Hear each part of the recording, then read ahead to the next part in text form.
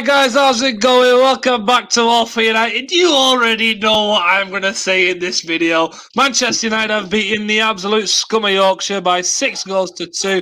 We've cruised to 3 points. We're now third on goal difference.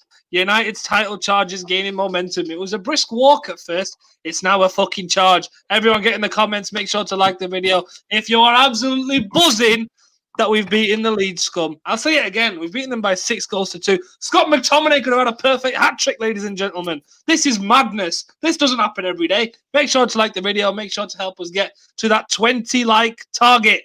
That is the target for today. And if I'm pretty sure if United can score 6 at home, we can get 50 likes. Come on, let's go do that. Temi, straight to you first. How good was that? Bro, that shit was amazing. That shit was amazing. I am so happy. I'm so happy. During pregame, we were talking about it. The lineups came out, and I thought he picked the right team. Anyone can go back and check it. I told him. I told the live viewers. I thought he picked the right team. Fred and Mctominay. Oh my goodness, both of them played out of their skin. Especially Scott. I mean, that's the best game he's ever played for us by a mile. Even if you take away the goals, I'm not even trying to be funny. If you take away the goals, that's still the best game he's ever played for United. I mean, he was absolutely amazing. The late runs, everything he did today, winning tackles. I don't even think he got a yellow card, which I thought he would today. I mean, he was amazing. I think Ollie needs to get a lot of credit today. Anyone who's not going to give him credit today is a hater. I mean, they're a hater. You gotta just call it like you see it sometimes, bro. You gotta call it like you see it. He picked the right team. He picked the right team, and we dominated Leeds. People were saying, "Oh, well, Leeds were just shocking defensively." They're shocking defensively every game. We know that. That's not anything new. Nothing new. It's not like that. All of a sudden, they just learned how to not defend. They're not good defensively. He picked a team that needed energy. We needed energy in the midfield today. That's what we got. I thought our forwards today were excellent, even though there was a lot of missed chances. And I'm sure we'll talk about that later. But all in all, man, great win. We're third in the table now. What more can you say? Title charge. That's what you can say. What a performance. No, Scott McTominay, I fully agree. What a performance from him. I mean, at one point, he was in the final third doing Bruno's job. And we were thinking, well, what the hell's going on here? I think Gary Neville said it on commentary. He said, he's turned into Paul Scholes and Roy Keane. It's magnificent to watch. But no, as Temi said, Leeds are a good team. And Jamie, we were saying this before we went on air. They had some fair good chances themselves, didn't they? Didn't they? I think I don't know about you boys, but I feel like that 90 minutes has just summed up the whole of 2020 for us. It was just absolute madness, 1 minute after the other, wasn't it? It was just like it could have been 6-6. Like Temi was saying, we're having a chat pre-show. It could have been 6-6, literally. I think we could have scored 10 goals today, but do you know what? Just to sort of second what Temi said there, I think Ollie got the lineup absolutely spot on. When I seen it, I thought, do you know what? A lot of people are going to jump on James straight away, but he's the perfect player for this sort of game. And I just think it puts to bed the myth that Ollie doesn't have any tactics, because he completely counteracted Bielsa. And everyone's always lauding how good Bielsa is tactically and how sort of astute he is with how he sets his teams up and how he sort of manipulates styles. 11 and Ollie just completely counteracted that today. And they obviously played quite a high pressing game, so we just sat back and picked them off on the counter attack. And our 3 attacking players were higher up the pitch than usual, and they didn't have an answer to it. Quality always wins football games, and we had the better quality players. We have the better quality players in the team, and we just absolutely put them to the sword today. And as I say, it wouldn't have been a shock if on another day we win that game by 10 goals, and that's not even an exaggeration. Anybody that's watching the game will know that's a fact. But on the other hand, we could have conceded 6 as well, so it was just complete entertaining stuff. But fantastic result. We're on the march, like you said as well, and we're gathering a little bit of momentum. We're picking up a lot of positive wins here, and the performances are gradually getting better. And I know last time I was on the post-match, I give Marshall a little bit of criticism, but I thought he was absolutely fantastic today. To a man, brilliant. The selection was brilliant, and just to go back to what Temi said as well just a minute ago. Scott McTominay, absolutely unplayable today. He was absolutely fantastic. And I totally agree. That's the best I've seen him in a red shirt since he's come into the first team. Absolutely phenomenal performance. Him and Fred are so important to this team. I cannot reiterate how important them two are.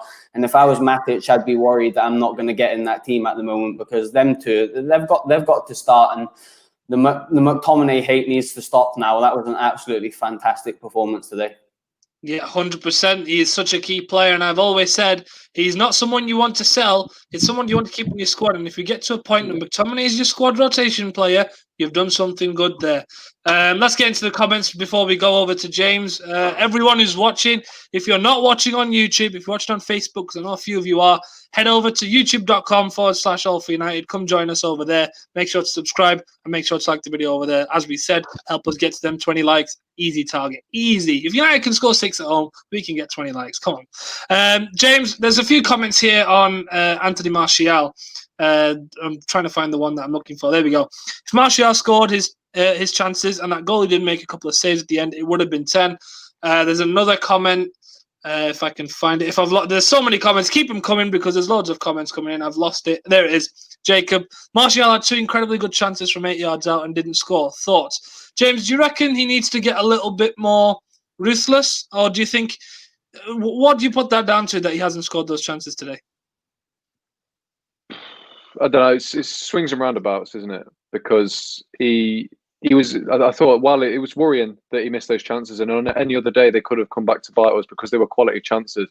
I also think that what he offered in the build-up play and things like that, his link-up play and his incisive dribbling and all that is something we've not seen from him recently, and that was really, really good to see. So I think while we were lucky that we were so far ahead and the chances didn't matter, I think he deserves a hell of a lot of credit for everything else he did besides those finishes, because he was a big, big aspect in most of the goals that we scored today.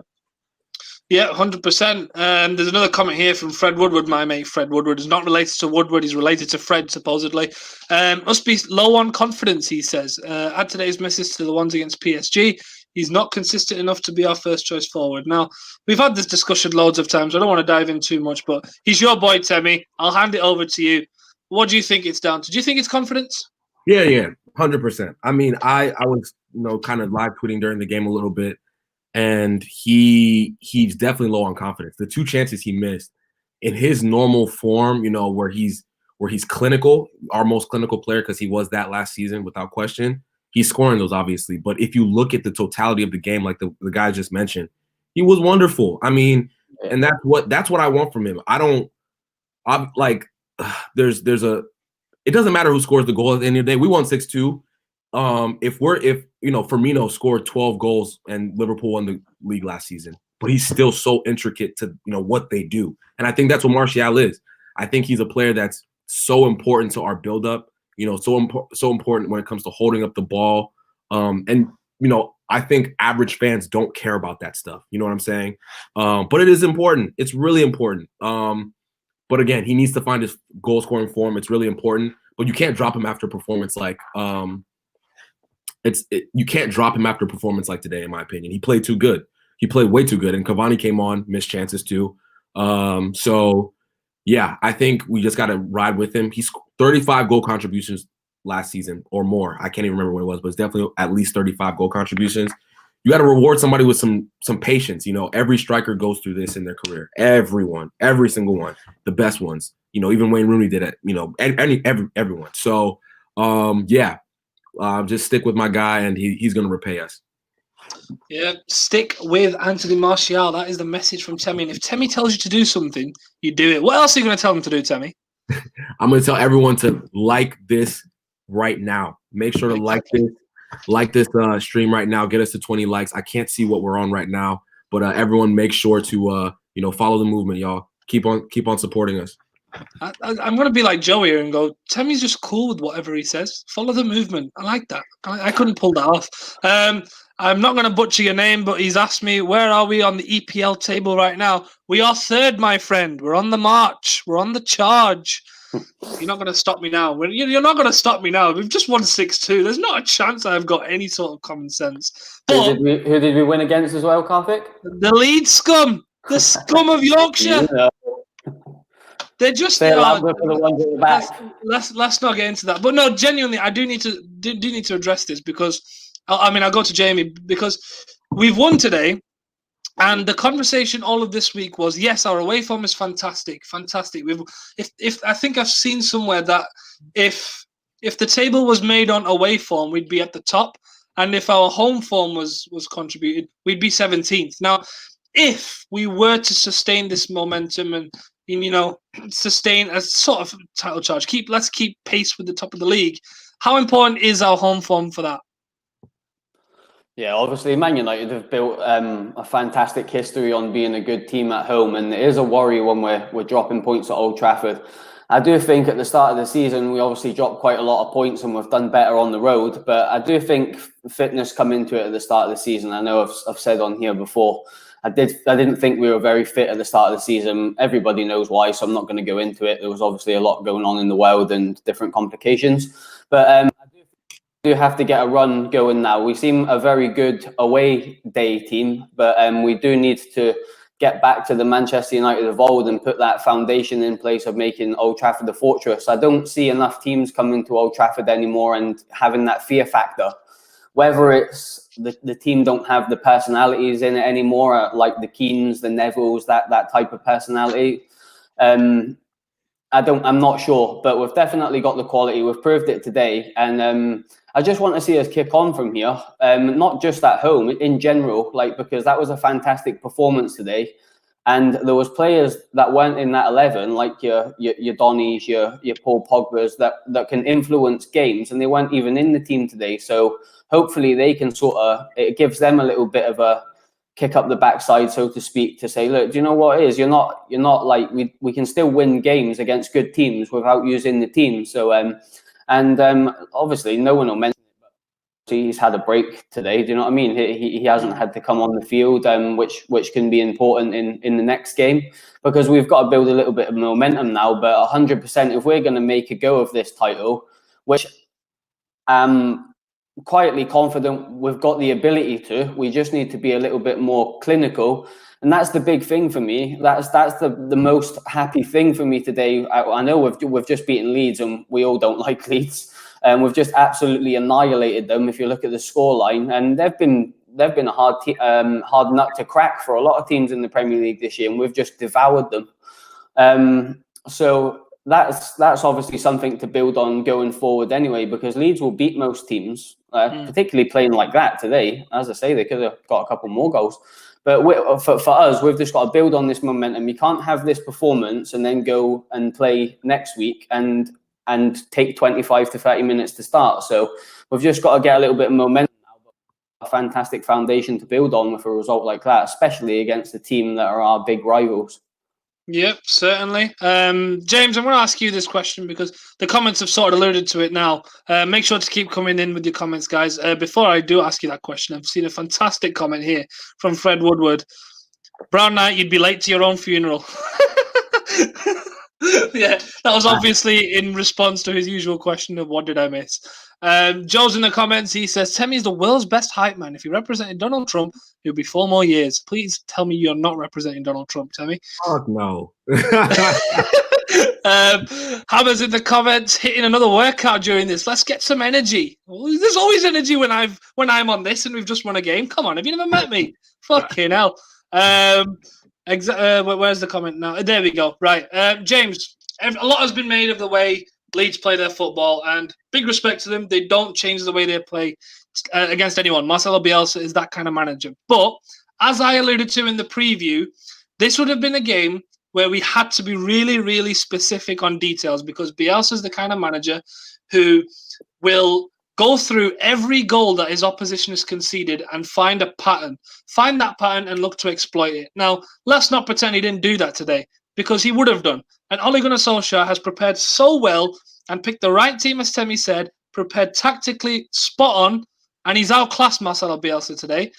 So when do we start giving him a bit of credit? Now, Temi himself said if you don't give him credit today, you're just being a hater for no reason. You can't look at that performance and say, oh, he hasn't got it right. Surely. Yeah, I think he 100% deserves credit. Like you say, Marcelo Bielsa would have prepared for this game more than any other manager in the world possibly could.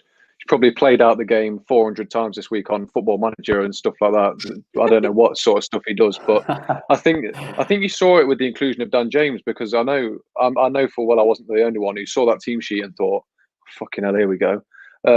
Seeing Dan James's name on the team sheet, I'm not going to mention Luke Shaw because he had a good game, and I know Karthik wants to say something bad, but I'll give him today. But yeah, Dan James, there's no way Bielsa prepared anything substantial for Dan James, because no one in the world could have predicted he was playing, and it was a bit of a masterstroke because he himself pulled it out of the bag. He had probably his best game in a United shirt.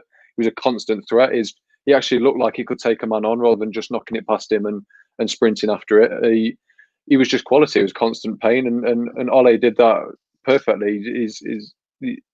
It was a big risk, and it definitely paid off. So yeah, 100% he needs credit for the performance. Obviously, leaving Pogba out as well was a big shout. I wasn't expecting that, and Mctominay and Fred held it down well. But you know, there's a couple of surprises in there from Ole, and I think that's what he did so well, because I imagine Marcelo Bielsa did not prepare for anything like what United actually offered. Fair enough. I mean, yeah, 100%. I agree with you totally. Ole deserves some credit because this is yet another manager that is regarded in the upper echelons of management that he has gone and tactically outwitted. He's done Klopp. Well, no, he's not done Klopp yet. He's done Pep. No, to be fair, I'll give him Klopp to an extent, because last season at home we nearly beat them and we probably should have done. So I'll give him Klopp. I'll give him Pep. I'll give him Lampard because he's basically his bitch at this point. I'll give him Bielsa now. So that's 4 managers. Plus, that's not even going into the Champions League with Nagelsmann and Thomas Tuchel. So there does need to be a level of credit. Now, he doesn't get everything perfect. No, he's still learning on the job. However, when he does something well, you have to give him credit. This channel is not an Ole in channel. It's not an Ole out channel. When he deserves credit, we give him that credit. Brown Knight has a question for Temi. Does Kanye have your number? I bet he does. No, he's not going to answer that one. Fair play. Ian's comment as well. He may have looked at United, but still cannot speak English. That's his downfall. Bielsa. Well, there you go. What I enjoyed about the end of that game was Bielsa just raging, sat on his little bucket, just raging at someone. And Gary Neville watched it and went, I wonder who he's shouting at. Who's he shouting at? You got to love it though, isn't you? Like, his team's getting absolutely smacked to pieces, and he's on there like absolutely grilling someone because they've misplaced the pass. But I'm not having that. He doesn't speak English, Ian. More respect to you, mate. Your opinion's your opinion, but I don't think it matters. If you're a good coach, you're a good coach. It doesn't matter if you don't speak the language. That's what I mean. I mean, he's got them this far without knowing the language. Today's no excuse, but yeah, 100%. That just made my day. Just watching him shake. He was shaking with rage. Yeah, actually was. Like, mate, just stand up, pick up the bucket, put it on your head, and hide from the shame because you've absolutely just been scolding someone and he's getting beat 6-2. That's what I mean. Fred Woodward's asked a very, very good question here. Oh no, let's not do it. Let's not do it. I'll do it. I'll do it in May. Don't worry. I'll do it in May. Brown. I've seen Brown Knight's comment. We're not going into that right now. Fred, does Bielsa's interpreter have to translate his rants on the touchline? That's a good question. You know. Do you reckon he just watches Bielsa just raging at his players, and then one of his players goes like, I don't know, Calvin Phillips goes, "What's he saying?" You don't want to know, mate. just leave it. Do you know what I mean? No, but James, do you agree with that? Do you think the language barrier is a thing? Surely at this point it's not a thing. I've heard, I don't know how true it is, but I've heard he does actually speak English. He chooses not to because he doesn't want to face the English press because they're notoriously they're notorious for being arseholes. So I think if he is doing that, then I'll give him a little bit of credit. That's pretty good because. Fair enough, but I don't. If he's got a translator, I don't see why it'd be a problem. Just say what you've got to say. Hope that the bloke you're talking to understood it well enough, and off you go. Do you know what I mean? The amount of foreign players in the Premier League now as well, it's probably not going to be an issue. In a couple of years' time, there'll probably be more Spanish-speaking players for Leeds than English-speaking players. So, you know, moving forward, it's not really going to be a problem either, is it? I mean, I suppose the language barrier can't be an issue. And Steven Gerrard's out managing in Rangers. I mean, half their players probably don't understand what he's saying. Yeah, it's probably just a thing. Right, so Temi, I'll go to you now. What do you think? Well, we've spoken about how Ole's, tactically outclassed Bielsa, this and that, and he's done really well today and deserves credit. What do you think is the one thing that caused us to be so comfortable today? I think the balance, honestly, it really comes down to that. Sometimes I think Ollie mentioned it in what was it, his last press conference. He got a little, rude with the reporter because they asked him why he keeps on switching his systems up. And he made a good point. He's like, I pretty much play 4-2-3-1 every game, but I switch up my lineup, depending on the opposition. I think he needs to find a balance and stick to it. So if he has a team that he likes, like this team again, we had wingers who were tracking back, we had 2 solid midfielders, and we had a 10 and a 9. A lot of times we kind of play players out of position, and it can be a little wayward, if that makes sense. I don't know if I'm making too much sense, but my point is, if he can find a team, we still don't know what our best 11 is. That's another huge thing. We don't know what our best 11 is, and I think once he figures out what his best 11 is, he can kind of move on and then improve the squad on top of that. But he still doesn't know his best 11, in my opinion. Obviously, Dan James came in today. Will we see Dan James the next game? We don't know. He needs to find his best 11 and stick to it. But I think we were comfortable again today because he had a really, really good balance. 4 midfielders. People don't think Rashford's a midfielder, but I think he did a good job, coming back today. And then, two attacking players, and Bruno, who was at 10 and, breaking forward in front of Martial, and then Martial. So find a good balance, and we're going to be in much better shape. 100%. And I think you make a very good point about the midfield. Scott McTominay and Fred. I knew it as soon as I began to think about the preview and thinking, well, what kind of a midfield can we expect? Paul Pogba's in great form, whether he'll start or not. I thought, no, big games, it's McTominay, Fred all the time. And Jamie, why do you think that is? Why is it that Fred and McTominay work so well in these big games? I just think Scott gets quite a lot of criticism because he's seen as not a very good ball playing midfielder, but does the dirty work, and he allows Fred to Fred reminds me of a wasp at summer. When you're sitting having a beer with your pals, and then you've got that one wasp that just won't go away from your magnets. It's like Fred. He must be a nuisance. I would have just tried to kick him as high in the air as early as I could if I played against him, because he must be a pain in the backside. He's just a nuisance player. Like he's just your traditional Brazilian. He's in your face, doesn't care. He's just going to get in around you. He's going to clip your heels. He's going to stand on your toes. He's just that sort of player. It's very irritating. But as I said earlier, I'd be looking at that now if I was Matic and thinking, do you know what? These boys have got a lot more legs than me.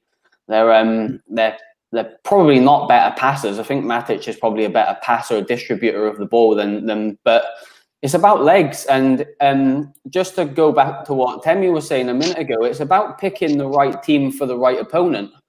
And he, as I say, counteracted Bielsa today, and it worked fantastically. And I know, as I mentioned earlier, people will sort of question the James bringing James into the squad and maybe not playing Mason. But at the end of the day, it worked fantastic, and he got it right. But I always say, I say it quite a lot on Wall of Reds. Obviously, I'm usually on there quite a lot with the lads. And that double pivot is so important. And I do think if we can get a base and build a base on that formation, and then potentially recruitment comes into things coming into January and in the summer to get better players, particularly maybe on the right wing, maybe a centre back, just tighten up in a bit of key areas of the team. But I feel like we've got a brilliant base to build on. We just need to get the right character and the right Pacific player type to then benefit the squad and bring in the squad what we don't already have. We've got a great a nucleus of players there. We've got a lot of quality. We've got a back line that's a pretty solid back line, give or take maybe Lindelof or Maguire in the team. I think we do need a pacey, powerful centre-back that can be that ball-playing centre-back that we want. But sometimes it's just about sticking to the basics. And I feel like with that double pivot, the thing is with McTominay and Fred, they're not the most pretty footballers. Notice when one of them doesn't play, and you think, it's like they sort of counteract each other. What the other isn't good at, the other one sort of makes up for it. And I thought they were absolutely fantastic today. I think it was noticeable against Leipzig. Obviously, don't want to go into that too much because we all know what happened. But it was noticeable that Fred wasn't playing. And I think the two of them sort of counteract each other's game fantastic, and it's it's good to see, because we do need that. We are vulnerable at the back. Everybody knows that. Everybody and their mother knows that we're not great defensively at times. So it is good to have that sort of little wall in front of that defense with two very competitive football players. They might not be the best individually on the ball, but they're competitive and they'll give 110%. So and that's all you can ask for sometimes. Yeah, definitely. I agree that they do counteract each other very well. Yeah. They really complement each other really well. And as you said, we are still susceptible at the back. And today we saw that. I thought we weren't sort of making loads of defensive errors, but I thought there was just good play from Leeds. But there was one area which, again, we have been caught out once again, and that's how we conceded. I'm going to find the comment that says it, but James, sorry, why do I have two people with similar names? What are you doing? What are you two doing? What have you changed your names? I know, James. That'll help. Whoever's older, just the other one change. I'm a lot older. We won't get into that conversation. Yeah, James, as Fred Woodward says, it's the corners. Do you think it's as simple as the way that we're setting up to mark corners, or do you think it's fundamentally, a mental thing where we're not switched on at set pieces? Because it's all good conceding, the second goal in a 6-2 win, but in the future, against teams like, for example, the game in hand that we have, we're always talking about, hey, we're third with the game in hand. Our game in hand is against Burnley, and that's a team that loves their set pieces. So, against them, this could cost us. How do you think we solve that? I mean, you're a coach, so you'll probably be able to explain it, but I genuinely have no idea what the obsession is with zonal marking. I get marking areas rather than players in case you get beat by a man, but if you're standing in one spot when the ball's coming in, the on-rushing attacker is going to have the jump on you, and it's going to be much easier for him to win the headers, especially when you've got players like Harry Maguire that are tall, but unless they're running, they can't actually get off the ground. So I really don't understand it. I think it's very much a tactics error in the fact that we're conceding so many. I don't think we've actually done all right in defending set pieces in the last sort of couple of weeks from my memory, because I know we were really struggling with it at the start of the season. But we got caught out by it with Southampton as well. Bednarek won that header because he had to run on Rashford. So I'd be interested to know, as a coach from you, what the actual advantage of zonal marking is, because I really don't see it. We've got players who over a 5-yard dash, wouldn't get outpaced by any of the Leeds players, so would be able to match them for that challenge for the header. So, I don't understand it, and I think that's what's got to change. You just switch from zonal marking to man marking, and we've got enough tall bodies in that box to deal with anything anyone throws at us. For me, when I personally do not use zonal marking. I don't agree with it. I think it's something that has to be spot on for it to work. But I personally don't see why. I agree with you. I don't see why we need to. We've got enough tall bodies to go win the header. I don't think we're going to get outmuscled by many teams. If we do, we can go double on a man. And zonal marking is something that you use if you think that a man's going to escape you, or you can't back yourself 1v1. And I think most of our players can be backed in 1v1s. I personally don't understand why we are doing zonal marking. I think it will cost us against certain teams, because certain teams will have a preset of, we want to go and target the set pieces, and if we don't switch on, that's what's going to happen. In the comments, That United family are here. How are you doing? I'm surprised you're not doing a show at the minute, but thank you for tuning in to us. Go check them out. They're a fantastic channel. We support all channels, of course. No animosity anywhere. There's just a yes, lads. Love that. Great comment. Yes, lads. That's all I need. Love this. David's in, and That United family's told him to come on. I love that. See? No animosity. We support each other. That's what I love to see. On, David, love that from you. How many likes do we have? Sorry? How many likes do we have? We now have 17. Right, 3 more of Come you. on, guys. 3 likes. 3 more likes. It's not difficult. Tell me, do your thing. Get them pelt. Yeah, tell them they'll listen to you. All of y'all, make sure they just do us a favor real quick. Hit that like button. Hit that like button. We won 6-2 today. We won 6-2 today. Give us the likes. Give us the likes. We're almost there. Show us some love. The boys have done great today. 30 minutes. We got to get 20 likes. We got to get 20. We got to get 20. All right. Easy. Oh, there's another one. United family sent us. Oh, United family. This is fantastic. Right, everyone, make sure you're subscribed. because they are a fantastic channel, and of course they love us because I'm here. Obviously, Carl loves me, and Emma loves me. They all love me. They all love all of us. We're all one big happy family. Happy United family. Oh, this is brilliant. I'm on fire today. We're on 18 likes now apparently, and we're now on 19. I expected it to increase when I said it, but it's not. It's disappointing. I'm not wrapping the show up until we have 20, so I'll keep us going. And you know what I'm like with my closing statements. I know you all want to hear me say that we're going to win the league. Oh shit, I've just said it. Whatever. Tell me your top performer then. I think I know who's going to be the man of the match, but tell me man of the match. I would tell you if we didn't have a player rating show coming up right after this. Exactly. This is why I miss Temmie. See what you've done there. It's so good having you next to me over here. Look at you. It's Fred and Mctominay, eh? Love it. So I'll go to Jamie then. Give us your man of the match and just your closing thoughts. Oh, man of the match. Do you know what it is? I think the whole team was fantastic today, but McSauce all day, ain't it? Absolutely fantastic today, man. That was a captain performance. That was today. Led from the front, and even without the goals, like Temmie mentioned earlier, even without the goals, he was absolutely fantastic. He covered every single blade of grass on that pitch tonight. So, Scott McTominay for man of the match for me, and I'm sure the whole fan base will agree with me as well. Love it. And you must love the effect of me saying I won't get off your screen until we've hit 20 likes, because we've just hit it. It's brilliant. They hate me. They want me off the screen. They love it. Thank you guys for helping us reach 20 likes. If there's more of you, keep them coming. There's no maximum on this. Keep hitting the like button as we go to James for his man of the match, who I'm sure will be. Well, it's obviously Scott McTominay, but there we go. I think, big shout out to Dan James, Anthony Martial. I think Bruno Fernandes didn't look as good as usual because he only dropped a 9 out of 10 performance. It's a bit lower than his usual standards. So still give credit to him. I thought Fred was incredible.